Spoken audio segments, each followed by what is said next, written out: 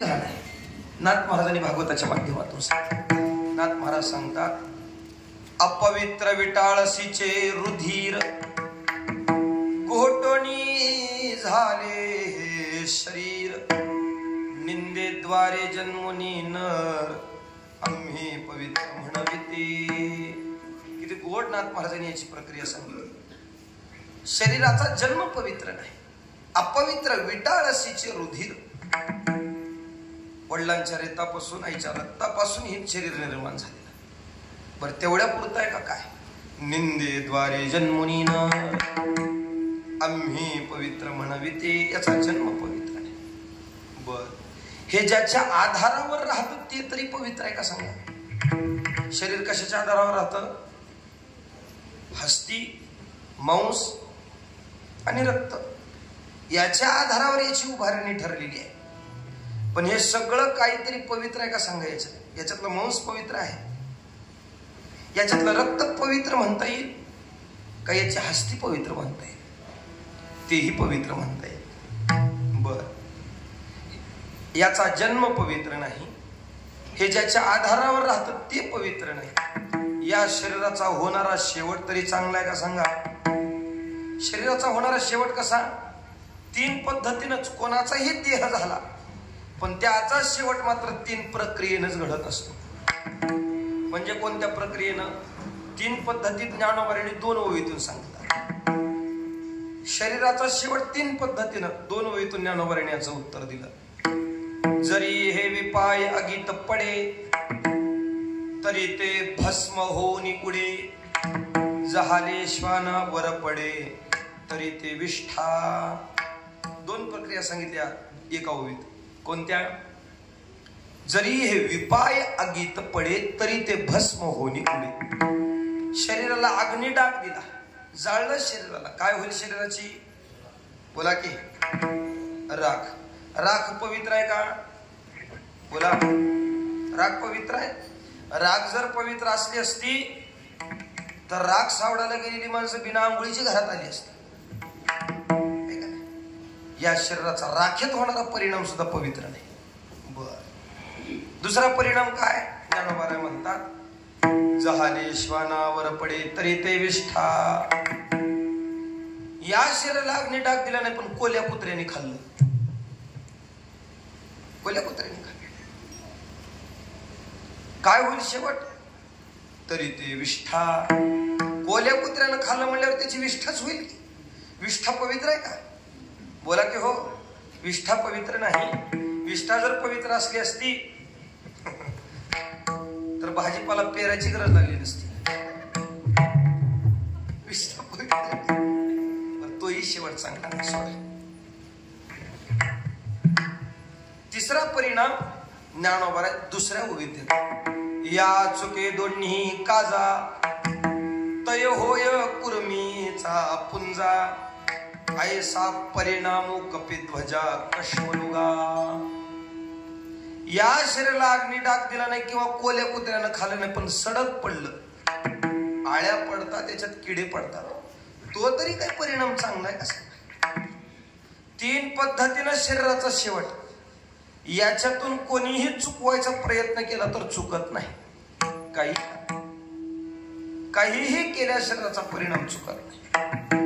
पहिली गोष्ट, मरण चुकत नाही तर त्याचा परिणाम कसा चुकवता येईल? किती खर्च केला, किती पैसा खर्च केला, किती उपचार केले म्हणून शरीराला जास्त दिवस टिकवता येईल? चालत नाही. एक लक्षात ठेवा, ज्या दिवशी माणूस जन्माला आला त्या दिवशीच त्याची मरण्याची तारीख फिक्स झाली. फक्त माहित नाही ह्याचा आनंद आहे. वास्तविक पाहता एखादी वस्तू एखाद्या कंपनीतून बाहेर पडत असेल तर त्याच्यावर पॅकिंग झालेली तारीख असते. काय म्हणतात त्याला? कोणती डेट म्हणतात त्याला? नाही, पॅकिंग झालेल्या डेटला मॅन्युफॅक्चरिंग डेट, बरोबर ना? आणि त्याच्या खाली दुसरी एक तारीख लिहिलेली असते, एक्सपायरी डेट. म्हणजे मॅन्युफॅक्चरिंग डेट आणि एक्सपायरी डेट. तयार झालेल्या दिवसाची तारीख आणि कधी वाया जाणार आहे ह्याची तारीख त्याच्यावर असते, पण ह्याच्यावर काही नाही. MD डॉक्टर एखाद्या पेशंटच्या बाजूला 10-12 थांबलेली असतात. हातामध्ये प्रत्येकाच्या लाखो रुपयाची इंजेक्शन आहेत, औषध आहेत, गोळ्या आहेत. पण MD 10-12 बाजूला थांबल्यानंतर सुद्धा त्यांच्या डोळ्यासमोर एखादा पेशंट जातो, पर्याय चालत नाही. मृत्यूला मागं पुढं करू शकत नाही. प्रथमतः मृत्यू चुकू शकत नाही. काही केल्या मृत्यूला चुकवता येत नाही. आएगा बुलावा तो जाना पडेगा, सिर तुझको अखीर झुकाना पडेगा, बहाना चलेगा बहाना किसी का, ये चाहिए दिल दुखाना किसी का. आएगा बुलावा तो जाना पडेगा. एकदा का मृत्यूचं बोलवणं आलं, काळाचं बोलवणं आलं, थांब म्हणता येत नाही. सिर तुझको अखीर झुकाना पडेगा. किती माणूस कसाही ताठ असता, पण काळा पुढे त्याला वाकावं लागते. किती ताठ असतो, भली म्हणू द्या नाही झुकेगा साला, पण तिथं वाकावं लागेल. तिथं त्याचा पर्याय चालायचा नाही. सिर तुझको अखीर झुकाना पडेगा, पर्याय चालत नाही. मृत्यूशी झुंज देणं एखाद्या 2 मिनिटापुरतं, काही सेकंदापुरतं मर्यादित असेल, पण मरण चुकवू शकत नाही. विठ्ठल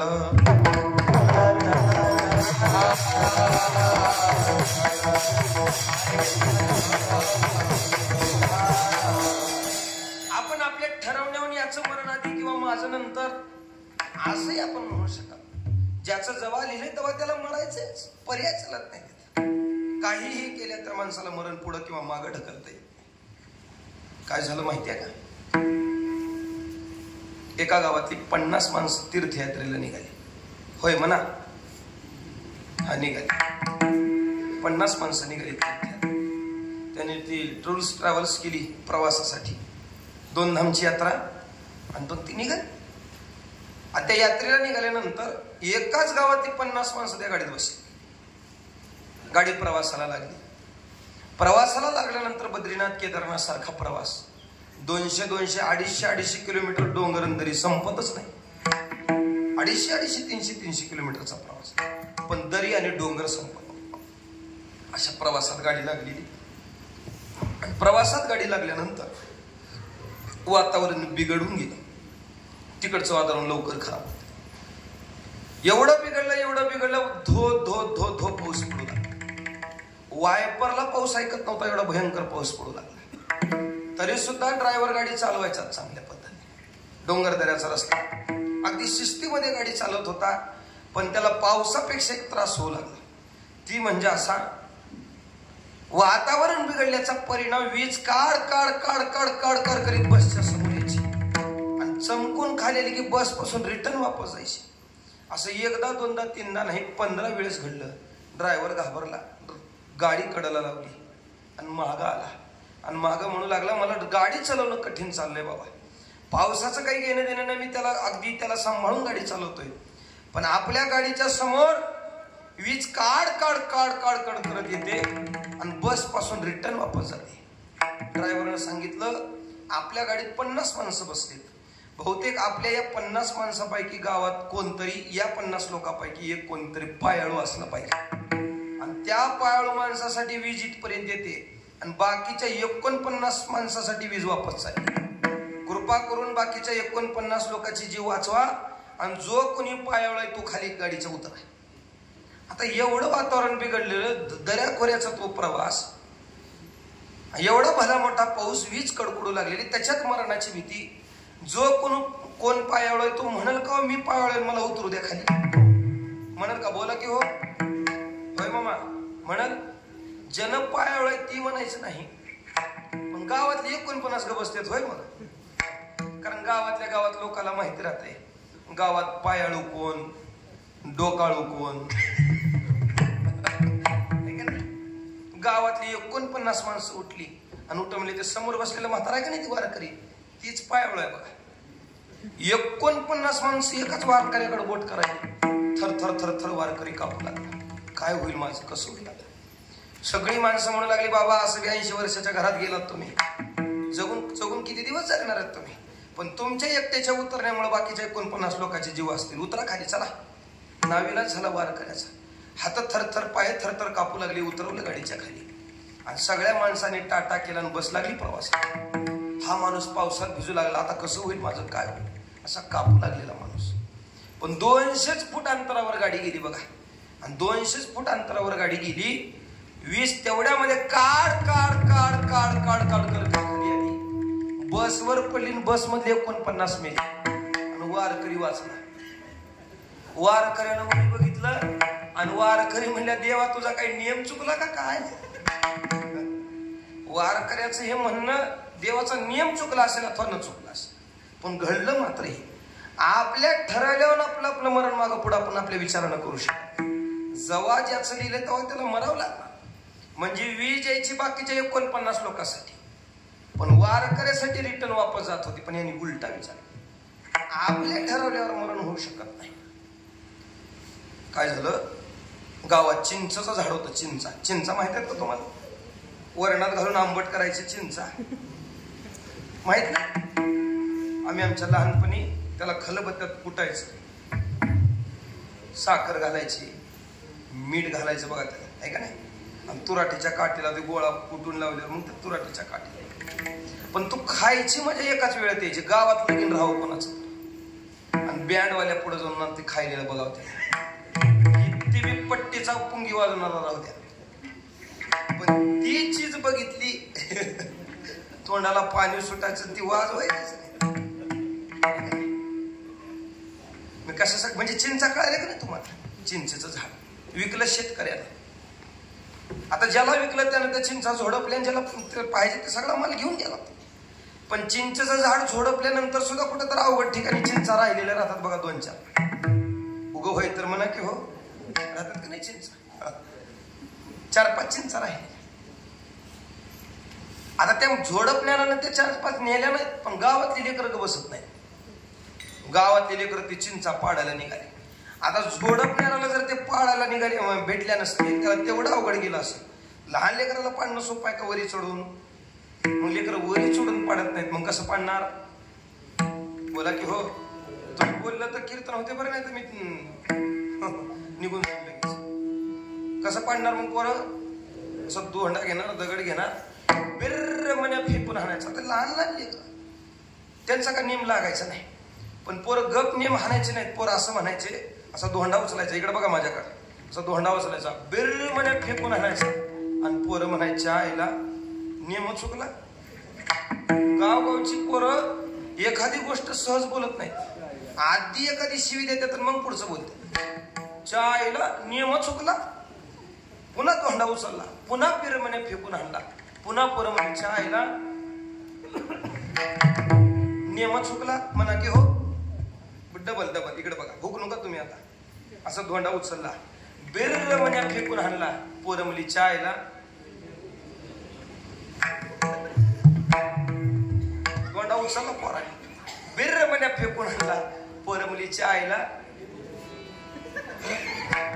कवर चोरी म्हणणार का नाही?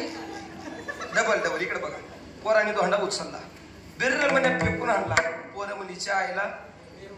हा आता जास्त बोला बरं जरा. आता असं 5-7 वेळेस घडलं.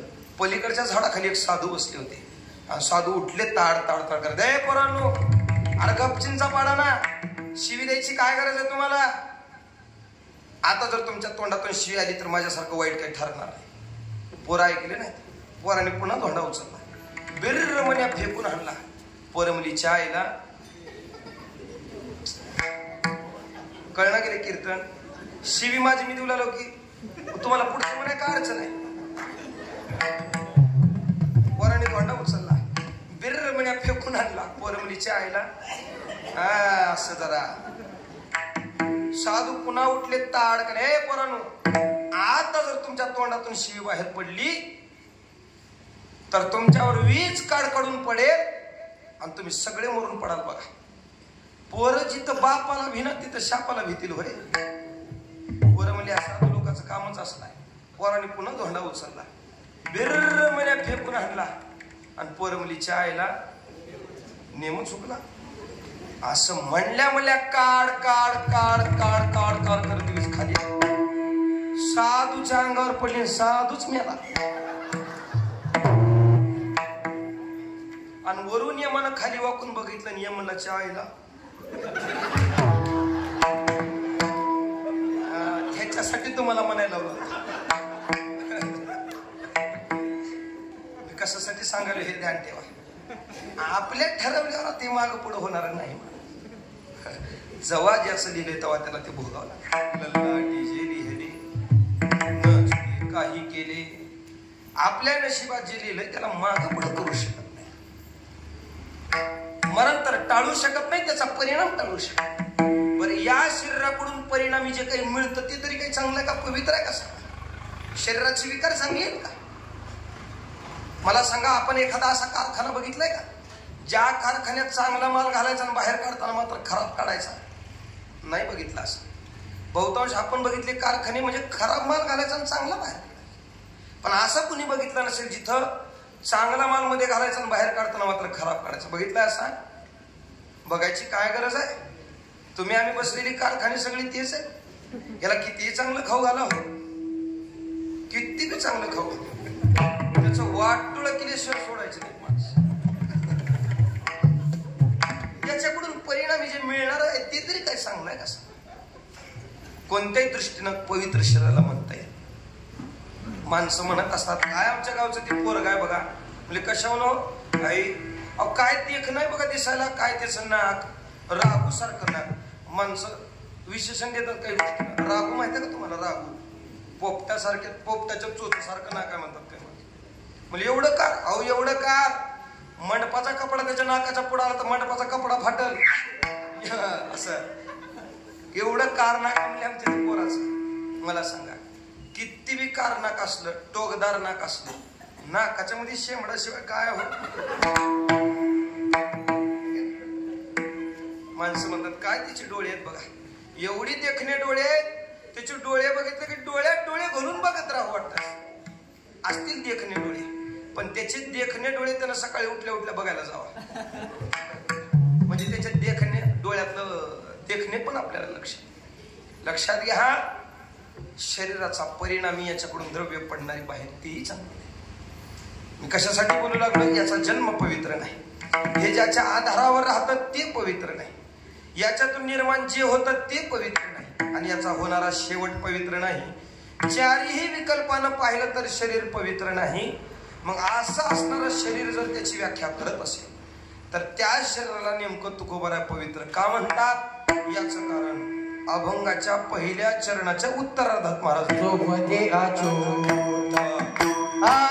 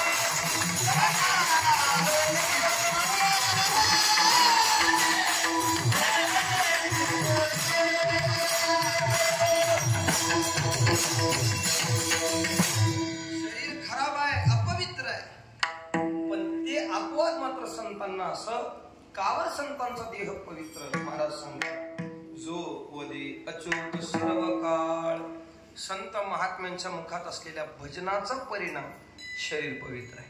वास्तविक पाहता तुकोबरांची भाषा शरीराच्या बाबतीत अशी आहे शरीर दुःखाचे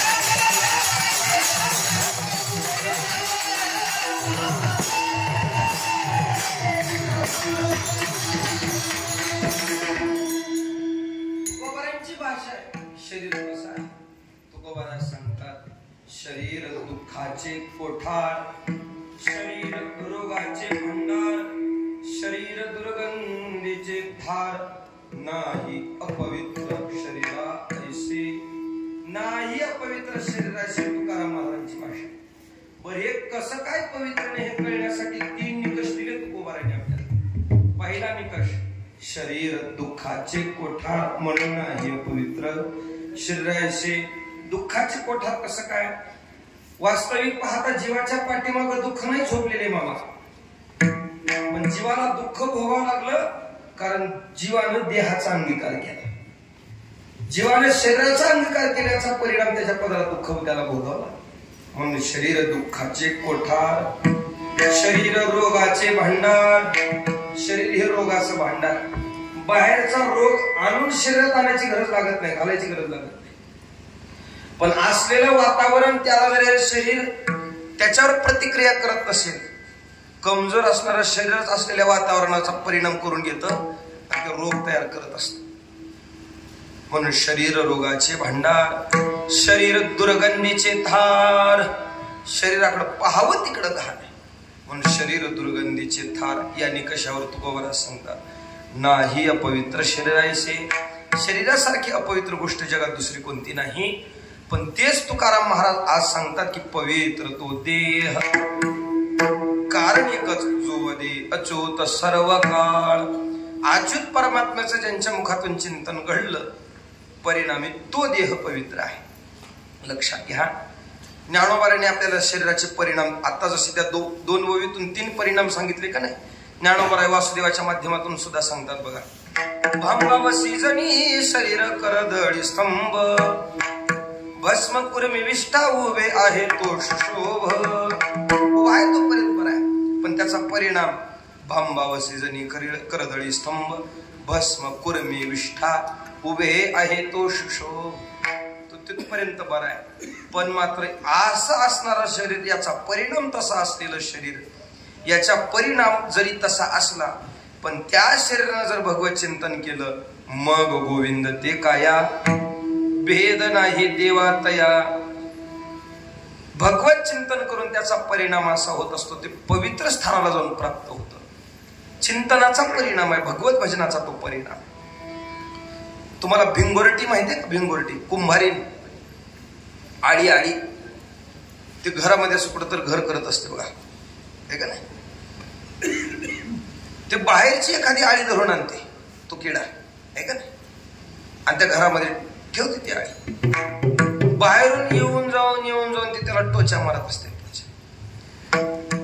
त्या आळीला एवढ्या वेदना होत असतात मध्ये आणून ठेवलेल्या आळीला एवढ्या वेदना होतात प्रत्येक टोचण्याला तिला विंचू चावल्यासारखा वेदना आहे हजारो वेळेस तो किडा तिला ते टोचा मारत असतो पण त्या मध्ये असणाऱ्या आळीला एवढा ध्यास लागलेला असतो एवढी चिंता करत असते ती आता येईल आणि मला टोच आता येईल आणि मला ती वेदना करेल एवढा ध्यास ती आळी करते परिणाम काय होतो त्याचा तो का म्हणे आळी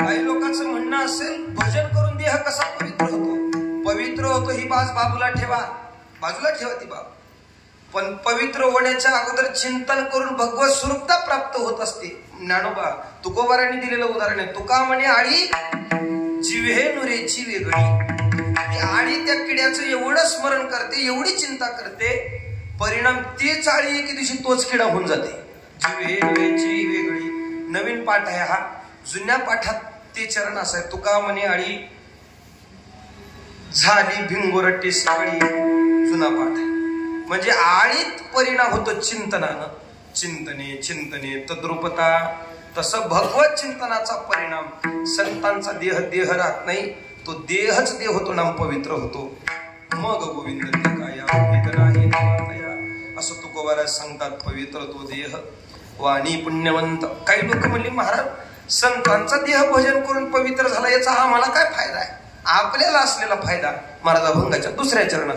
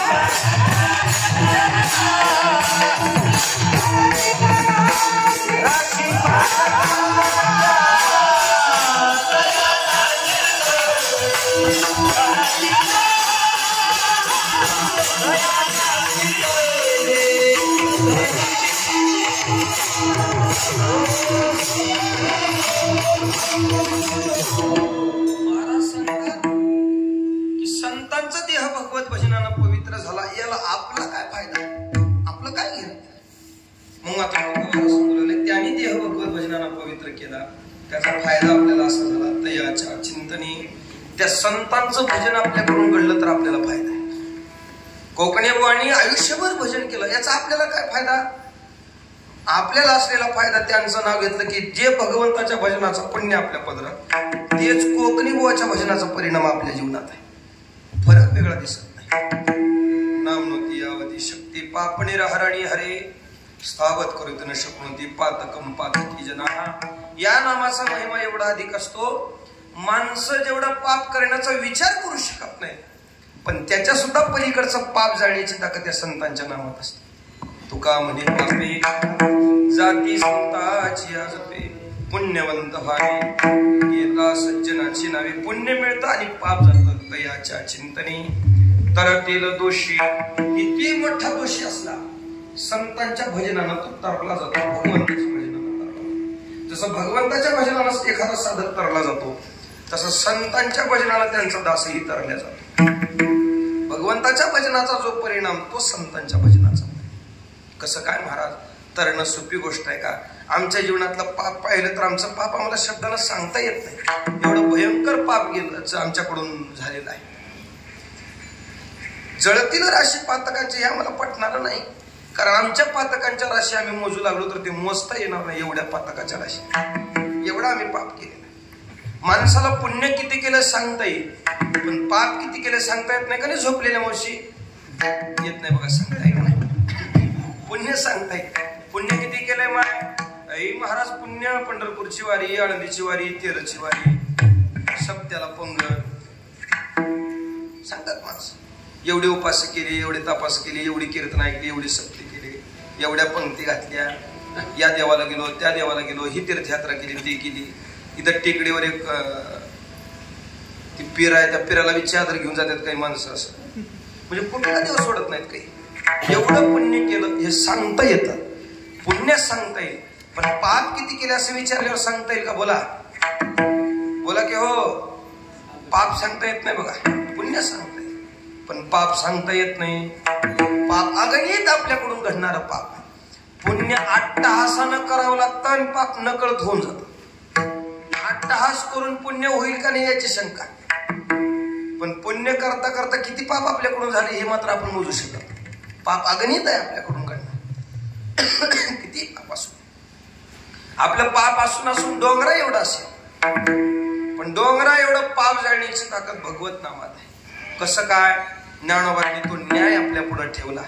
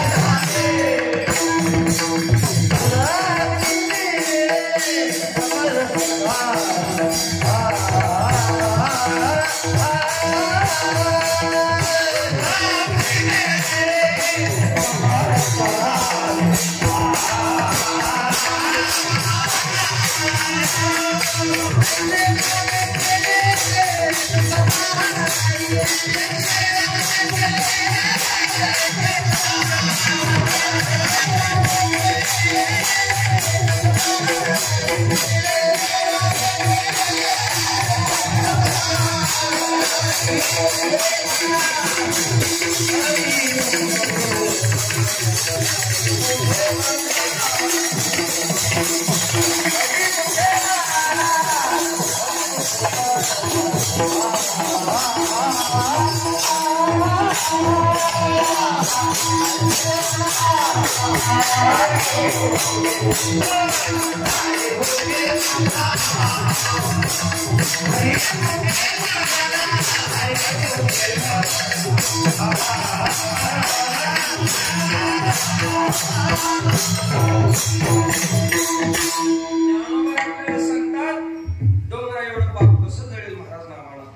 ज्ञानोबाने आपल्याला एक उदाहरण देऊन सांगितलं, जसं की तृण अग्नी मिळे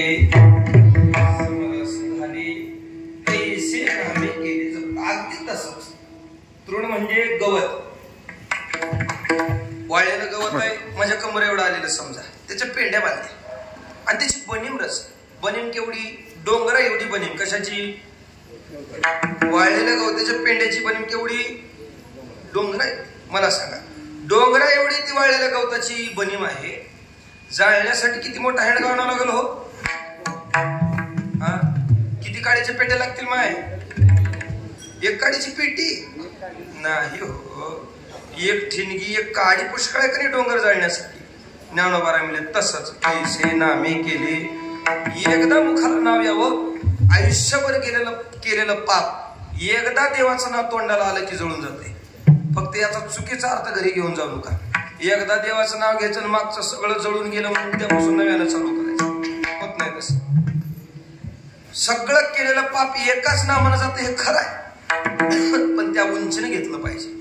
संत महात्म्यांच्या अंतःकरणातली जी उंची होती, त्या उंचीनं जोपर्यंत ते नामस्मरण येत नाही तोपर्यंत त्याचा परिणाम होत नाही. वास्तविक पाहता न कळत केलेलं पाप जाईल, पण कळून केलेलं पाप मात्र भजनानं जाईल. पंचमहापातके विश्वासघातके. नामदेवराज सांगतात काही 5 पाप असतात. खतेलं पाप, अतिताई पाप, वज्रले पाप. असली पाप न जाय तीर्थाची या पापे. मन संकल्पाची पापे न जाय तीर्थाची न जाय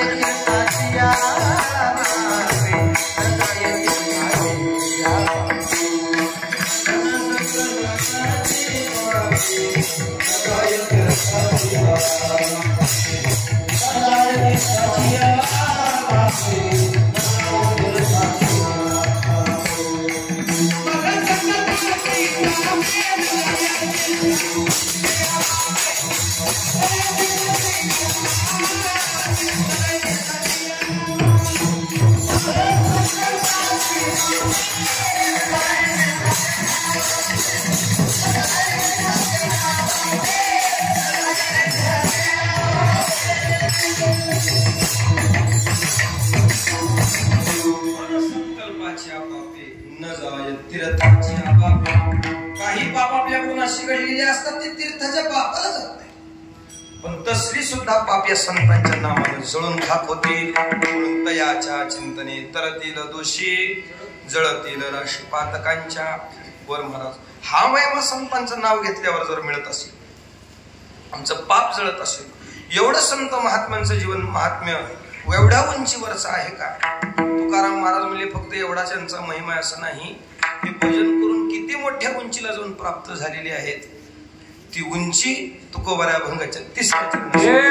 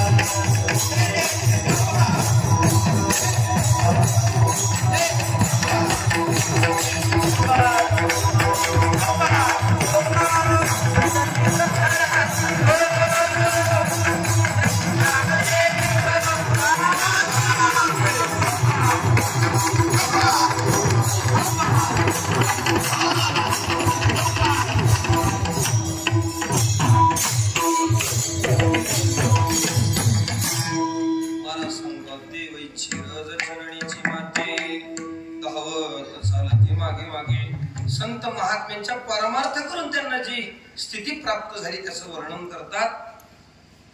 त्यांचं नामस्मरण केलं आपल्या पदरात पुण्य. केवळ हे आपल्यालाच फायदा असं नाही, देव सुद्धा त्यांच्या चरणराजाची इच्छा करतो. हा महिमा आहे संतांचा. नाम याच्या पाठी केशराज मिळावया रज चरणीचे. संत महात्म्याच्या पाठीमागे देव धावतो त्यांच्या चरणाचे रज मिळावे म्हणून.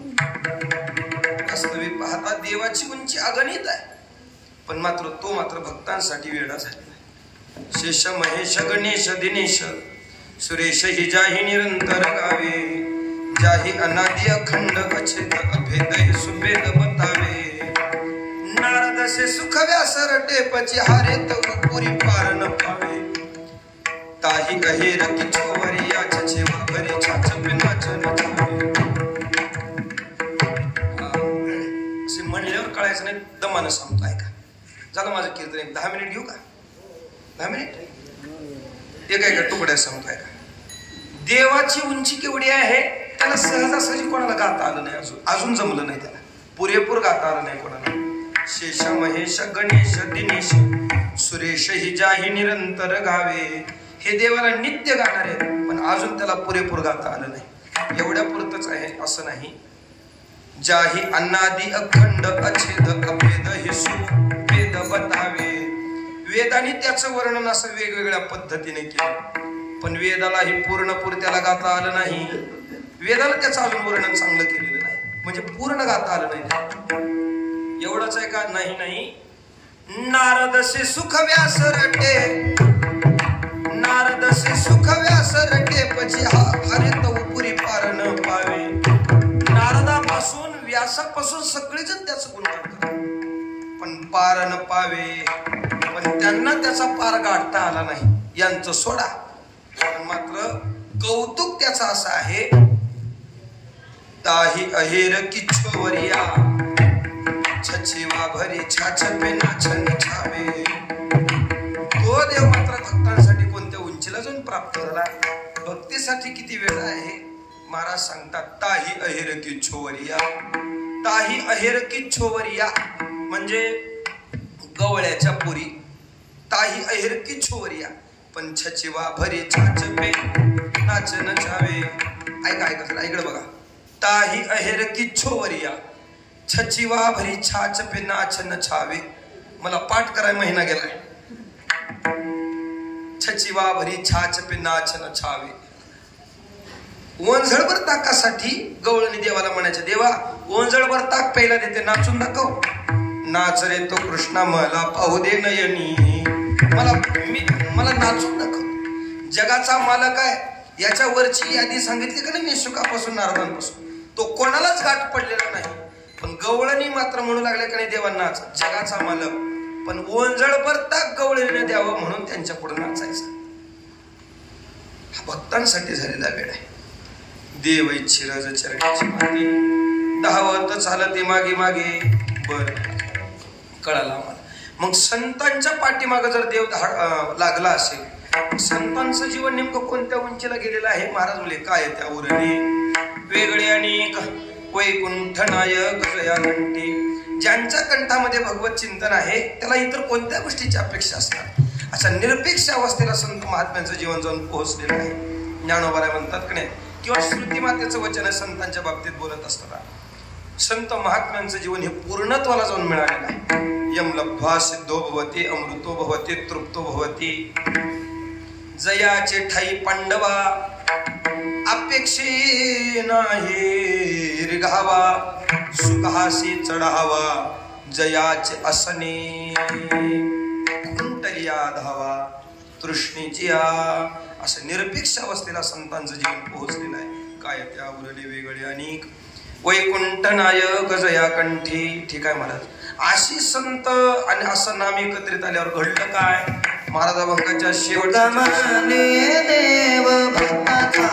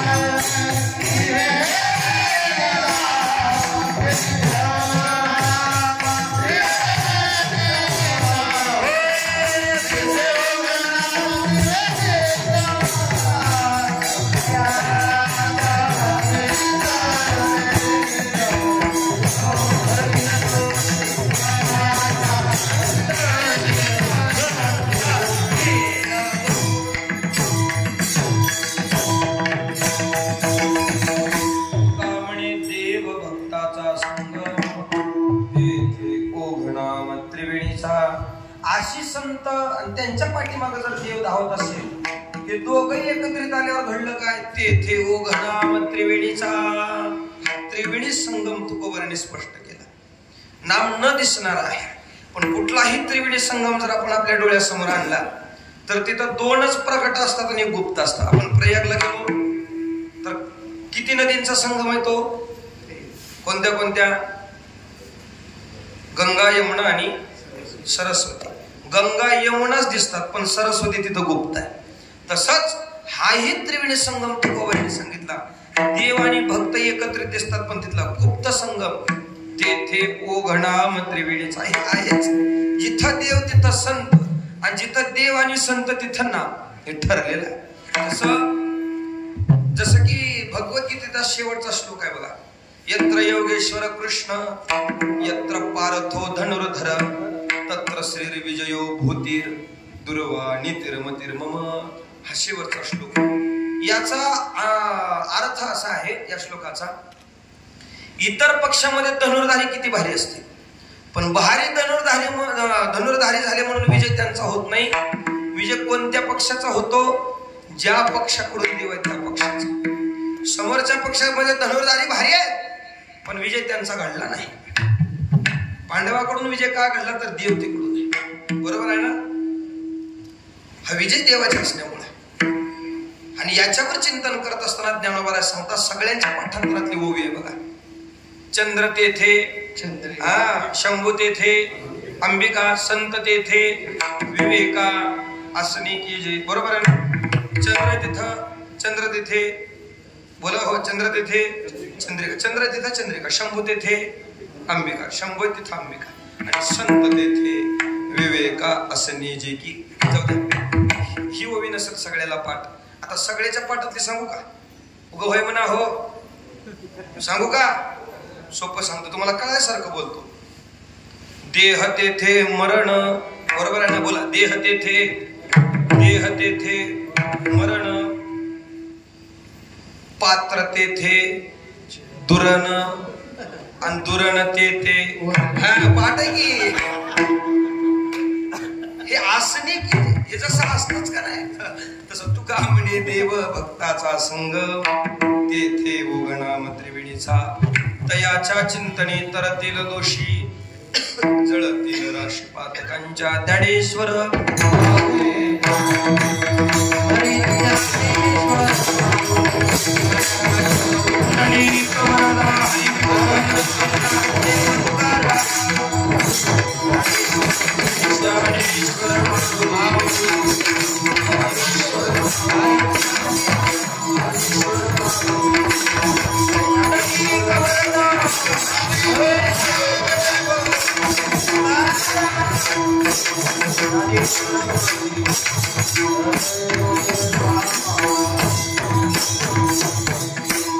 झालेली सेवा विभवांच्या चरणात समर्पित करत असताना ती 15 वर्ष झाली.